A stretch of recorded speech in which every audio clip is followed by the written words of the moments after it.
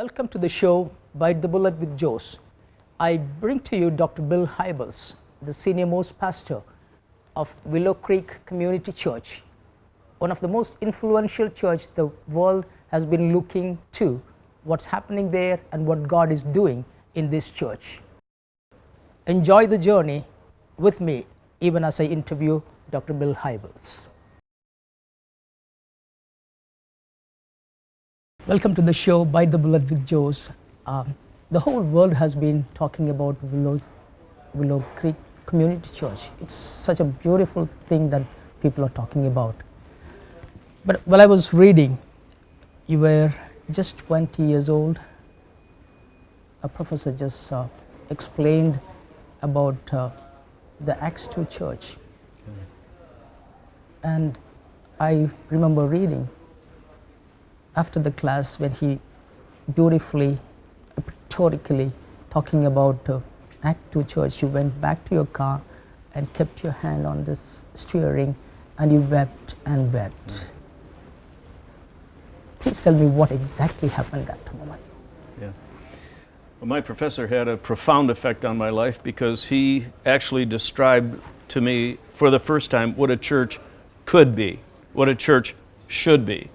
I grew up in a fairly dysfunctional church, a legalistic, slowly dying church. And when he taught me from Acts chapter 2 about the beauty and the power and the potential of what a church could be if it was working optimally, I got a vision for that the first time, and the vision seized me.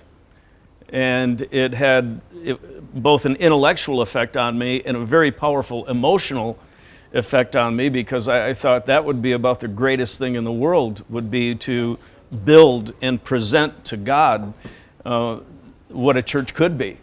So that's what caused me to get emotional there in the car, because I knew I wanted to leave our family business then and maybe go try to build one. The vision was born there. It was. It was born in that classroom and kind of sealed in my heart in the front seat of that car. Obviously, there would have been a lot of people, students in that classroom, but only you were gripped by that, and this beautiful church was born. Yeah, the reason I ran out of the back of the classroom is because I didn't want any of my classmates to see the emotion that I felt, because most of them felt no emotion whatsoever. Some of them were sleeping in the class, some of them were reading other books. It wasn't too exciting to other people, and I don't fully understand why it was so impactful to me, but it certainly was. And I knew that God was birthing something in me, and I didn't want to embarrass myself, so that's why I took off running. That's great.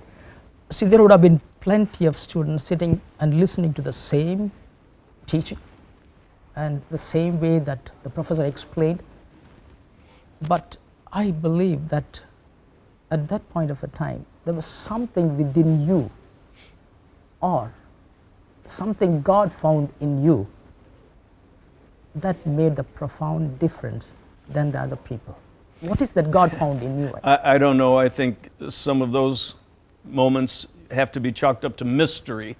You know, I was nothing special. If you ask my professor, if he even remembered me in that class, he likes to say to people these days that Bill was just like every other student. And so I don't know, my heart was ready for it. God was ready to move into my heart. We have a saying around Willow these days when we can't understand a miracle that God does, we just step back and say, only God. Only God's power, only God's sovereignty, only God's wisdom, we don't know. So we just go, only God. But I definitely believe that something that was within you, apart from God, doing something amazing, He picks up people the way He wants it, but there was something within you yielded you and just exploded. Well, maybe one thing was that I grew up in an affluent family, so I had been around success and money and opportunities for travel my whole life. So even in my early 20s, I knew what money could buy and I knew what money could not buy. And I was getting a little bored with the whole money thing. And so I remember being a little disillusioned about things of this world And when Dr. B cast that vision from Acts chapter 2, I said, oh, this is so much better than just accumulating more money. This is so much better than just having a faster airplane or a bigger boat. So maybe the conditions of my own heart, being bored with materialism and bored with consumerism, maybe that prepared my heart for something better. You talk so much about Acts chapter 2, and you keep repeating these words over and over again wherever you write or whenever you preach. The elders of the church and Bill himself never lost the vision of Acts chapter 2. If that's something so special, we want to know what is that so special about it. What's special about it is it actually describes what a church can look like if a local church is working right. There was that explosive work of the Spirit that happened in Jerusalem in 33 AD, and for a while the Holy Spirit was in charge of the church, and men and women weren't wrecking it, and seminaries weren't wrecking it, and denominations weren't influencing it. For just a little while, that was a pure Holy Spirit-led church. And so in that passage it says they devoted themselves to the apostles' teaching. I mean, they did what the teaching said and stepped out in faith as the scriptures led them. They devoted themselves to prayer. Well, that doesn't happen all the time today.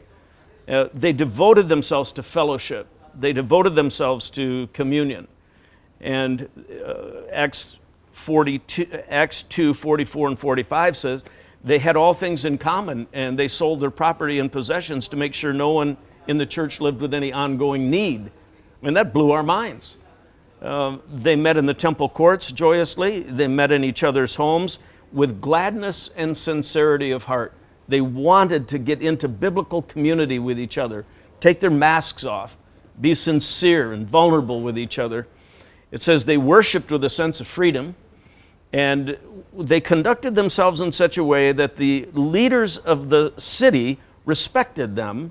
And then the last line says, because they behaved and acted that way, the Lord added to their number daily those who would be saved. So the idea was, if a local church in our day could ever behave and have the same attitudes and values that the local church in that day did, maybe God would add to our fellowship those who were being saved, and maybe we could keep the Acts 2 dream going from generation to generation. Your church is breaking to the seams, and it's almost 30,000 people now. And definitely there would have been some fights, tests, and trials. You know, you were 20 years old, energetic, enthusiastic people would have come to you and say, we will be on the board, we'll be doing everything. And one fine day you realized, you know, these are the people who are not supposed to be. And did you have some kind of problem like that? Well, whenever you try to work with people and you try to form them into an Acts 2-like community, there's going to be friction, there's going to be challenges, there's going to be misunderstandings. As you have noted several times, I was a young leader. Young leaders make more than their fair share of mistakes. Right. I made my fair share of mistakes. I'm 61 years old now. Hopefully, I've learned some things along the way, but in the early days, I made some mistakes that hurt people. Other young people maybe made some mistakes that hurt me. But still, what kept us going was we were seized by that vision. And even though we hurt each other now and then, made some mistakes now and then, we tried to patch things up, and we tried to say, look, let's keep going. The vision is worth it. The vision is bigger than all of us, so let's say our apologies and keep going. Yeah, I remember reading that, you know, the guys who started together are still with you. So that shows, you know, the kind of bonding you had. Yeah, just before I left on this trip, the three other brothers, the three other people my age who helped me start the church, the four of us together went out for a lunchtime, and we've been together working on this church for almost 40 years now. Wow. And it gives us great joy to know that we've done the whole journey together, our wives, our kids, and now grandkids. And so, you know, that's a blessing. Amazing. Yeah. When you were 20 years old, when you started the church, there would have been a lot of financial difficulties, Yeah. and your wife and the children, probably they would have had a lot of difficult situations. How did you cope with that? It was very difficult. Today in the United States, if you're going to plant a church, many denomination and many church planting funds are available to resource you. In that day, nobody planted churches, and so when we started Willow, we literally had no money. So those of us who were at the core of it went out and worked jobs at night. Our wives took jobs. I took in a couple boarders into my small little home, and they paid me a little rent. And I worked a night job, and so we just had to go through a lot of sacrificing in those early days to try to get the church up and going. And you know, while that was difficult, it also taught us a lot about God's faithfulness. It taught us about God's provision. It stretched our faith.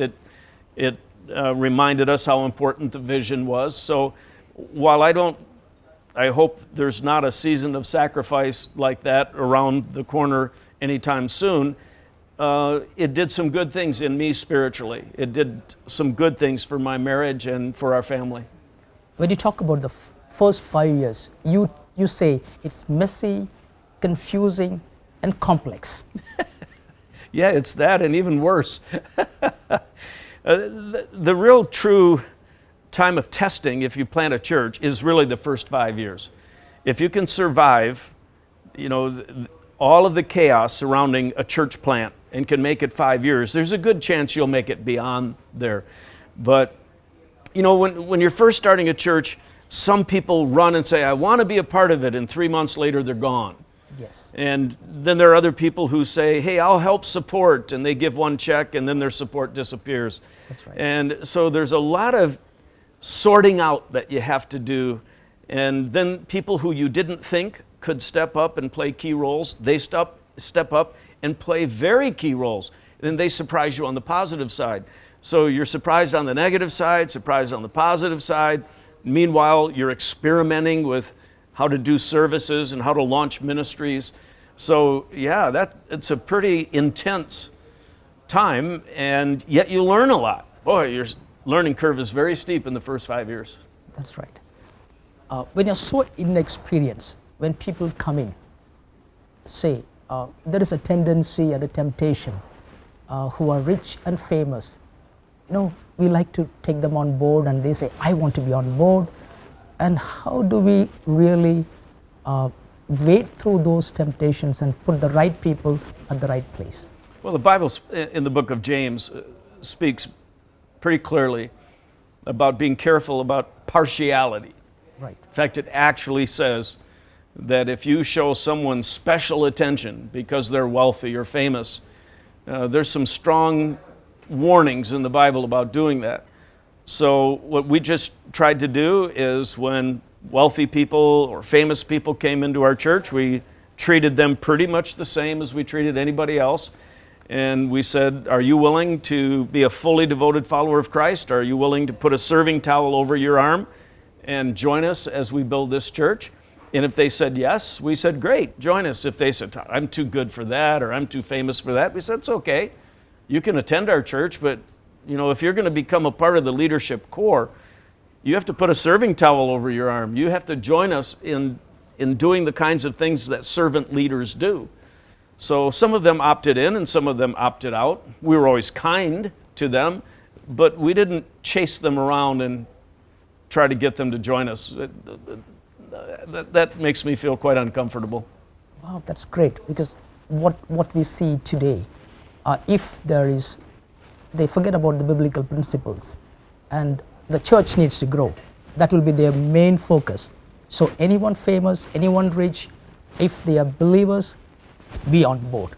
Come on. Well, every pastor has to give an account to God for how he or she behaves in those regards. I would like to follow the imperative in the book of James that says, be very careful about partiality.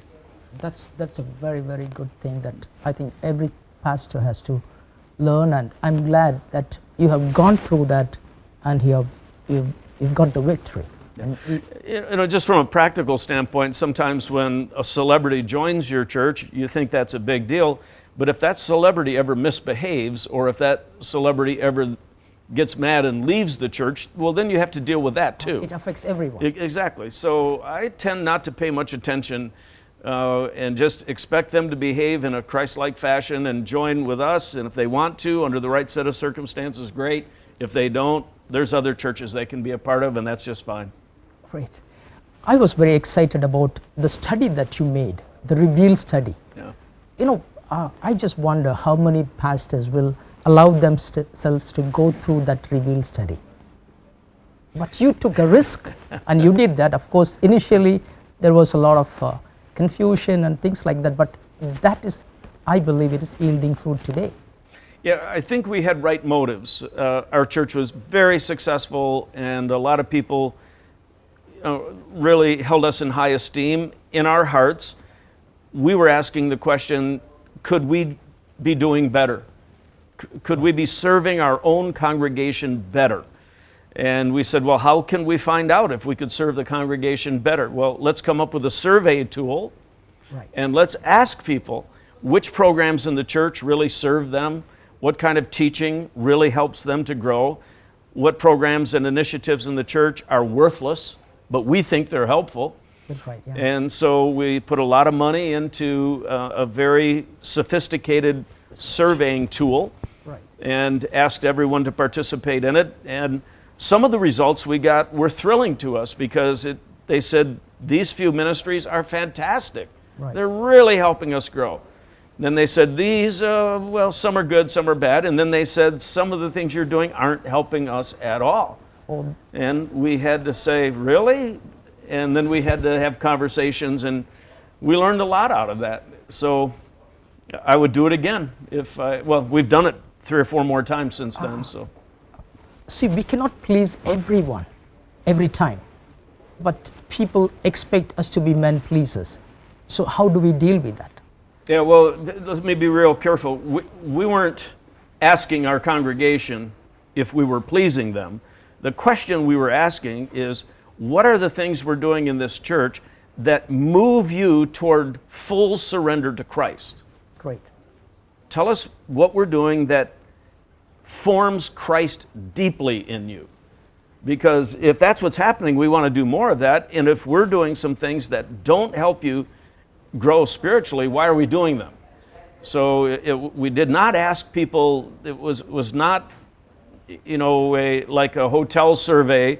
Did you like our dinners? Did you like our service? That's right. It wasn't like that. It was, what are we doing that moves you more toward Christ? And what are we doing that isn't that effective? I understand So- there are a lot of churches, following the same thing now. I wish many more churches follow that. Yeah, it was a little disillusioning to me, to be frank. I thought every pastor in the world would want to know this information from their members. And a lot of pastors said, I don't want to know that information, because if I'm doing some things poorly, then the congregation might tell the elders, and then I might get fired. And Right. I said, oh, no, your elders and you should do this together, so you can know what's working and do more of it, and then find out what is helpful to your congregation and stop doing it. Yeah, I remember you saying this Reveal study is earth-shaking, groundbreaking, and mind-blowing. Yeah. It is mind-blowing because, as you rightly pointed out, not many pastors will like to be dictated from the congregation. We want this kind of a preaching, because pastors like to preach what they want to preach. Yeah. So it's going to be a bit of a problem. How do we deal with that? Yeah. Well, there's a saying in the U.S. that feedback is the breakfast of champions. To get good feedback from the congregation can be very valuable to a pastor. And this Reveal tool gives a pastor really good feedback. Another thing it taught us is that the most help that you can give a member of your congregation is to help them build the spiritual practices into their lives. It's the single best thing you can do for any member of your congregation. Teach them how to read the Bible themselves, how to pray themselves, how to do solitude, and all the other classic spiritual practices. If you can teach your individual church members to do that, to become self-feeders, Yes, that's the term then you they used. become so strong and so mature in your church, they'll help your church move ahead. Well, then we looked at all the sermons we had done in the previous 2 or 3 years and said, how many of our sermons were about the spiritual practices? Not enough. Right. And so we said we need to preach more about that. We need to have seminars and weekend after service meetings to train people in the classic spiritual disciplines. And we've done this over the years, and we have such greater strength of people's faith in the congregation now. We wouldn't have known that had it not been for Reveal. That's right. But this Reveal study would have created a lot of criticism. And how did you, the so-called loving the haters? That's your term, if I'm right.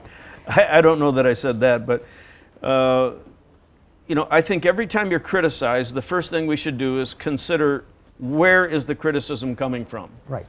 Secondly, is there an ounce of truth to the criticism? Because if there is, then let's learn from it. You're right. So some of our critics had some things that we needed to learn from, perhaps. A lot of them just had a basic misunderstanding of what Reveal was all about. And eventually, when they learned, I think they backed off a little bit. There's not much criticism about Reveal as it's going on around the world today. Right. People understand it and know what it's for. It took a little while for people to understand what was really behind it. Yes.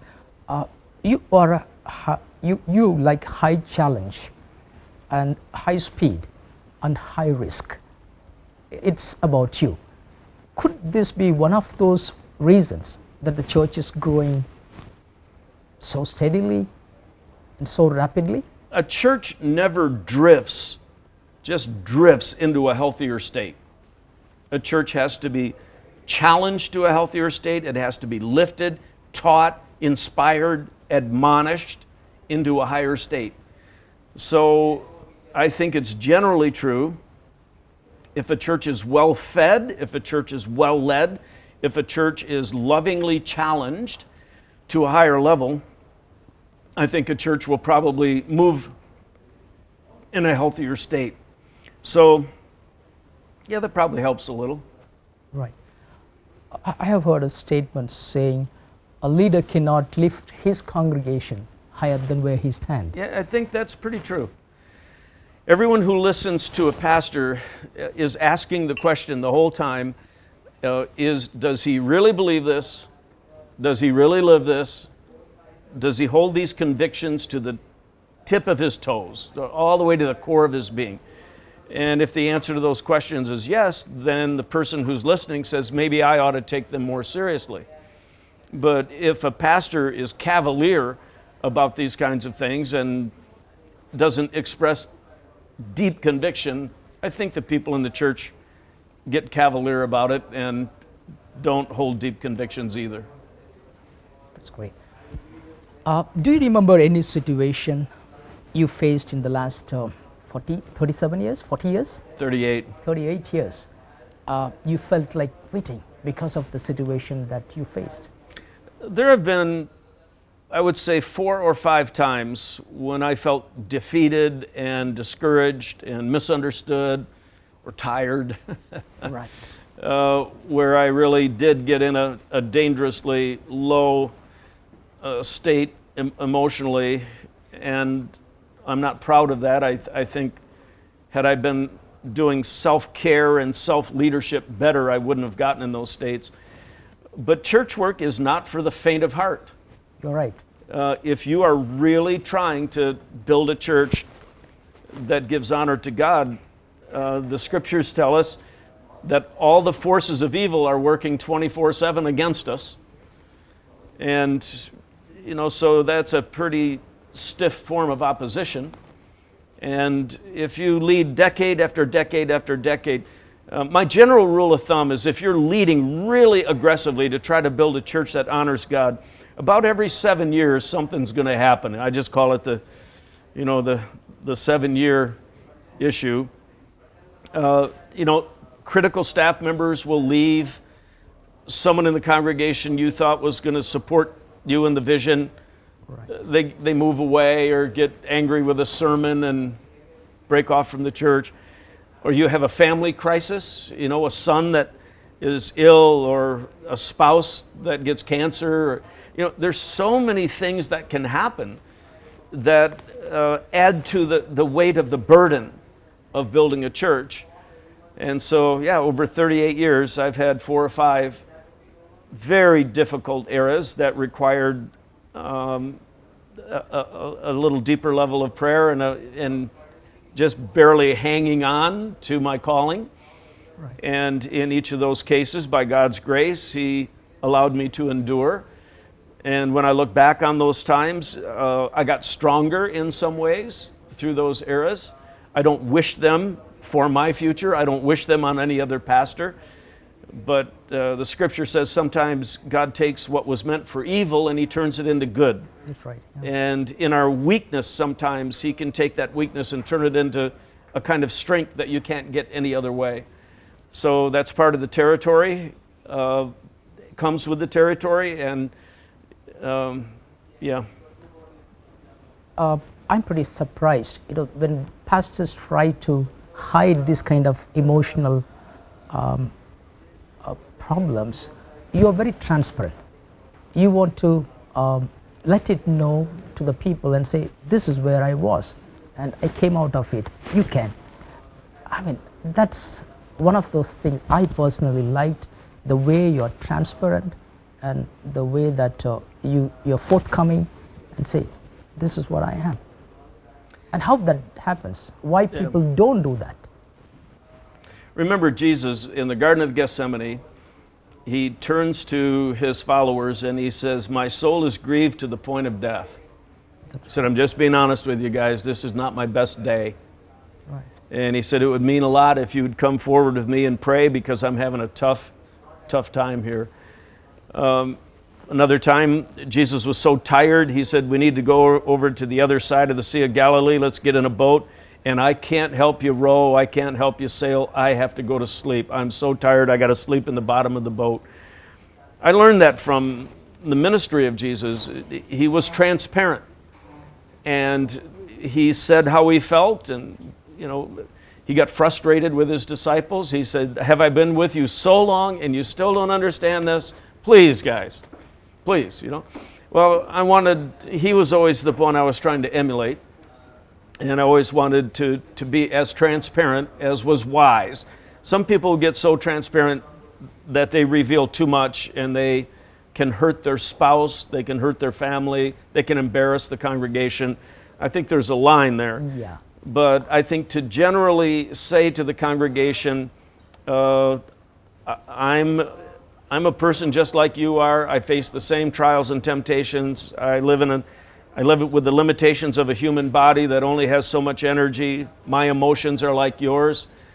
I remember one time I made an unpopular decision at Willow, and a lot of members wrote me, and they wrote me in unkind ways. And I stood in front of the congregation the next week, and I said, I'm very grateful that you love our church enough to write to me about my decision making. And I'm even very grateful that some of you took the time to tell me that you disagreed with me. Because there can be disagreement in our church. That's right. Yeah. But pastors have feelings too. And some of you wrote with such abrasiveness, it actually hurt my feelings. I would never write a letter to you that way. And I wouldn't. I would always respect you, even though we disagree. Can I ask you to respect me, and can I ask you to write kindly when you disagree with me? And everybody sat there, and then they applauded, and they went, we should remember that you have feelings too. So sometimes pastors have to teach their congregation how emotions work and how to relate in positive ways, congregation to pastor and pastor to congregation. Your church is growing daily. What is the mantra? What's the key to this growth? Which doesn't happen. There are churches which started with 15. After 15 years, they're still 15. Yeah. So there will be definitely some key that you can give it to those people who will be watching. Yeah, I'm asked this quite frequently, you know, what's the one thing? What's the one explanation? And my answer has been the same through the years. My answer to what is the one thing is there is no one thing. You know, when you read Acts chapter 2, they committed themselves to a lot of good dynamics. They devoted themselves to teaching. They devoted themselves to prayer. They devoted themselves to fellowship. They had all things in common and they shared with the poor. They met in each other's homes and were vulnerable. They used their spiritual gifts. What I've tried to do is I've tried to sow kingdom seed in such a way that people would get a vision for the Acts 2 church and we would behave like the Acts 2 church, and then we would trust that God would add to our church because He could trust what we would do with the people that He would give to us. So it's when people say, why is Willow growing? I'd say it's a combination of dozens of initiatives, lots of prayer, lots of mistake making, and still getting up and trying new things. And mostly it's just the favor of God, which is a mystery, and we can't explain it, but we give Him the glory for it. This Global Leadership Summit, it's been helping tremendously almost every part of this. What really prompted you to start that? Yeah. Everywhere I was traveling, I would notice that some churches were flourishing and were strong and were growing stronger, and other churches were failing miserably. And I kept asking myself, is it urban versus rural? Is it rich churches versus poor churches? Educated versus uneducated churches? Is it a certain denomination that's growing? And after many years of studying why some churches are growing and some are failing, it came down to me to just two things really. For a church to flourish, it has to be well fed, well taught. Right. And it has to be well led, organized, mobilized, and catalyzed and people have to be empowered for its exciting future. So it had to be well fed and well led. And I said, well, seminaries and other organizations can help pastors become better feeders. But maybe what I can do is help pastors become better leaders. So I said to one of my associates, I will give 2 days in August every year. I'll give 2 days, I'll gather friends around me who are great leaders, and we'll teach leadership to anybody who will come. Right. And the first year, I think there were 2,000 leaders, and then the next year there were 4,000 leaders that came. Last year, I think there was 165,000 leaders. That's right. That came worldwide. It's 90 nations. 90 nations, and we can see the day when... 90 denominations. Yeah, there's a lot of denominations too. I lost count. But we see the day when we're already in about 500 cities worldwide. I can see the day when there will be 250,000 leaders or 500,000 leaders that... every leader I know wants to get better. Right. Every leader I know is an incurable learner. Right. Every leader understands that when a leader gets better, everybody wins. That's right. Yeah. And so we just try to get world-class leaders to give world-class leadership lectures. That's right. To people who want to get better, and that seems to be a winning combination. Yeah, I've seen you're trying to pick up the best of the best and yes. Give it to them. Yes. This season. Yep.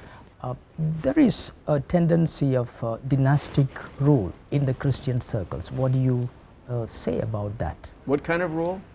From the father to the son and to the grandson. Oh, well, I think it's wonderful if a father raises up a son and a son has a calling to be a pastor. If that works and God favors it and blesses it, I don't see anything in Scripture that says that that's wrong. But there are some times when sons and daughters of pastors are not gifted to be pastors, they're not called to be pastors. And then I think it's probably better for the church to find someone outside of the family who is qualified to take the church into the future.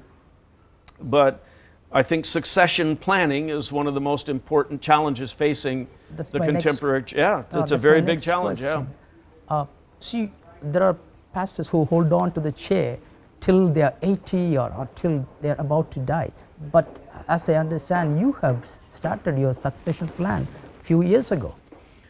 We feel that if a pastor has been at the same church for more than 40 years, I've been at Willow 38 years. When you start going 42 years, 44 years, 46 years, you're making it extremely difficult for the next leader to step into that environment. Right. And we've been talking about this for a couple of years at Willow, and we said, well, shortly after the 40-year mark, some few years after that, we need a new voice, a younger leader, and the longer we wait, the harder it's going to be to find someone who can do that. So we have a plan. We're working that plan. We're trying to raise up the possibility of an internal successor to me now. If we can't raise up an internal successor, we will find an external successor, and then I will step aside and bless the next person to lead Willow. And my sincere hope is that they will take Willow far beyond in the future where I could have taken it. Right. Maybe God needed me to start the church and to grow it for a while, but maybe God has someone who can take the church from where it is now into where I could never have taken it. Right. So that's the kind of person we're looking for. And you wrote this book after 30 years, and you said, I've been waiting for the right time. So 30 years of experience has gone into it. I have just read a few pages. That was really wonderful. Yeah, I think some authors write books too soon. And I wanted to make sure that I waited till I had a whole lot to say before I wrote a leadership book. And after 3 decades, I felt I had learned just enough to at least say something of value. There are a lot of pastors who are not theologically qualified, but they start a church, and if we talk about you need to be theologically qualified, they get upset about it. Do you think that theological education is very important, or it can be overlooked? I think the theological training of a church leader is exceedingly important. Now, I think pretty much everyone knows that I only went to 1 year of formal seminary training. What people don't know is I have a biblical studies degree from a 4-year university. I went to a Christian grade school, junior high, and Christian high school. So I had 15 years of Christian education before I did 4 years of Christian college, then 1 year of seminary. So even though I didn't finish seminary, I had a pretty good background. If someone starts a church and they have literally no theological training, I would urge them to begin to get training, either by correspondence courses, internet courses, going to the local seminary if there is one, because I think better training leads usually to better leadership, better pastoring, better sermons. That's right. So I'm a strong advocate of strong theological training. Dr. Bill, it's nice talking to you. Oh, you're welcome. I want to end it with this note. It says, when Bill speaks, I listen. When he writes, I read. You're indeed a unique blessing from God for the whole world. No, that's very kind. Very kind. This is quoted by Max Lucado, and I quote it again saying, you are a blessing to the nation. I really appreciate being with us in this interview, and it's going to be a great blessing to millions of people. Well, thank you. You're so very much. kind. I thank Dr. Bill Hybels for this interview. You can look forward for many more shows like this that will enrich your lives, and we will move on our spiritual journey at a higher level. Thank you.